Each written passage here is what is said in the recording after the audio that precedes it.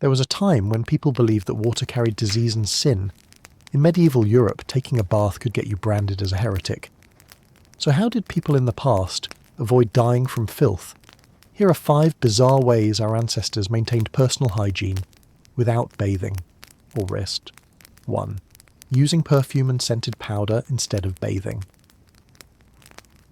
If you think spraying perfume makes you clean, congratulations, you're living exactly like a 17th century European aristocrat.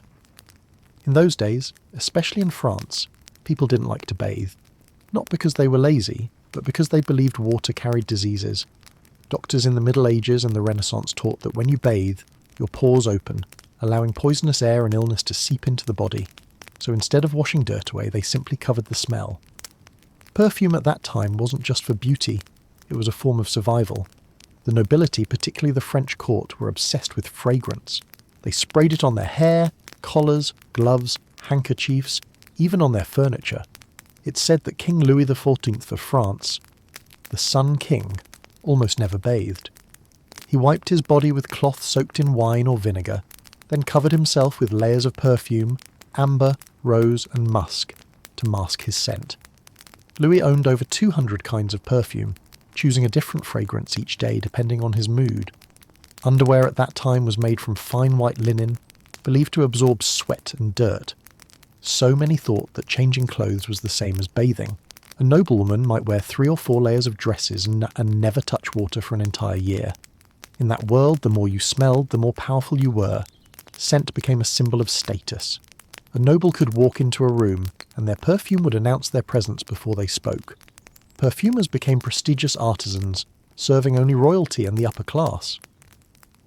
But behind all that luxury lay a world of sweat, wax and grime.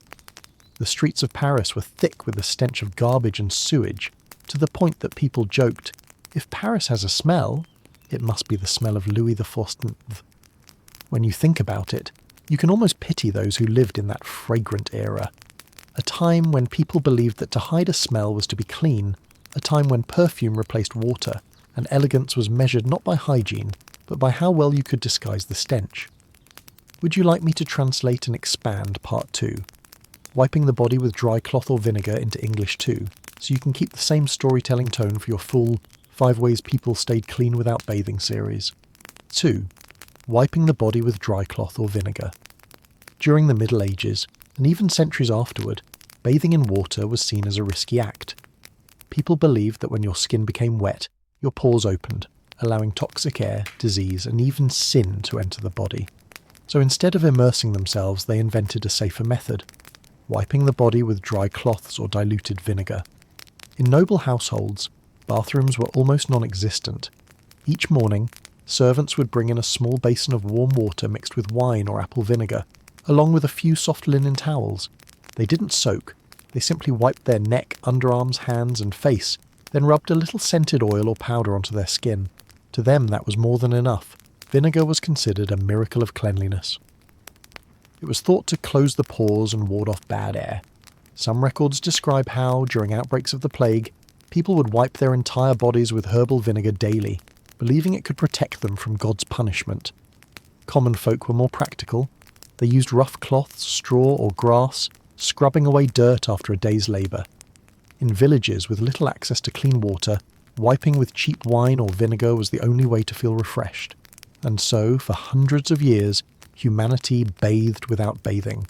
They kept the ritual of cleansing, through wiping, not washing, believing that as long as they avoided water they were safe from sickness.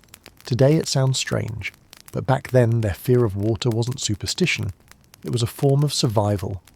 Born from a world that had no idea what bacteria even was. 3. Using ash, sand and oil to clean the body. Long before soap existed, people found cleanliness not in bubbles, but in ashes, sand and oil. Thousands of years ago, in ancient civilizations like Egypt, Greece and Rome, the idea of bathing was very different from what we imagine today. There were no soaps, no scented shampoos, no steamy showers, just simple ingredients taken from the earth itself. In Egypt, people believed that purity pleased the gods. They washed their bodies with natron, a natural salt mixture found in the Nile Valley. Natron worked like an early form of soap, removing oil, sweat and even bacteria. The wealthy would mix it with fragrant oils made from lotus, myrrh, or almond, turning the act of bathing into a ritual of both cleanliness and devotion. Meanwhile, in ancient Greece and later in Rome, people developed an ingenious way to clean the body without soap at all. They covered their skin with olive oil, then sprinkled fine sand or ash on top.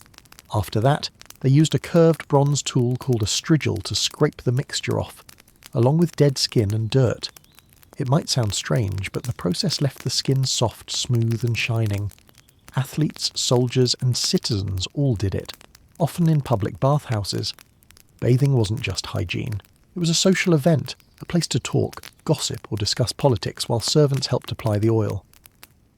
The Romans took this idea to another level.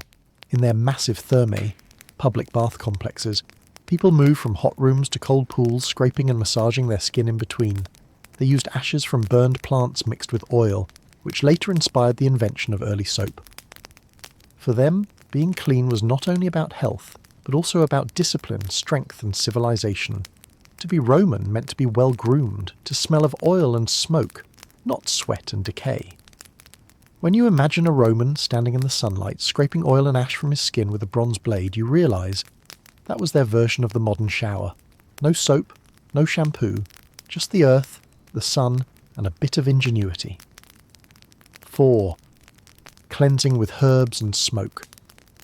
When water was scarce and bathing was feared, people turned to the earth, to leaves, herbs, and the cleansing power of smoke. In many ancient cultures, cleanliness was not just about removing dirt, it was about purifying the spirit. And when water could not be trusted, people believed that smoke, steam, and herbs could wash the soul. In Asia, the Middle East, and parts of Eastern Europe, bathing often took the form of herbal steam rituals. People would gather leaves, bark, and flowers, plants believed to hold healing power, and boil them over fire until the air filled with fragrant mist.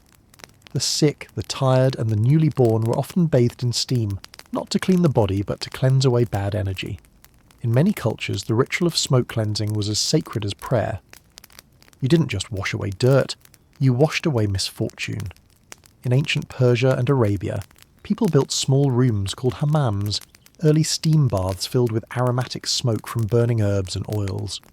Visitors would sit inside for hours, breathing in the vapours of rose, cedar and mint. It was said that the body sweated out sin, and that each drop of sweat carried away a piece of darkness. Even far to the east, in Japan, the custom of onsen, hot springs, was more than a way to stay clean. The minerals, the rising steam, the quiet, all were believed to restore harmony between body and soul. And in rural villages of Vietnam, China and Korea, women after childbirth would bathe by sitting among steaming pots of herbs, their skin absorbing the warmth, their minds finding calm. In colder lands, where fire meant survival, smoke itself became the purifier. Nomadic tribes burned juniper, pine or sage, letting the thick white smoke swirl around the body. It drove away insects, masked odour, and symbolically burned away illness and evil spirits. To modernise, it may seem primitive, but in truth, it was a form of science born from observation.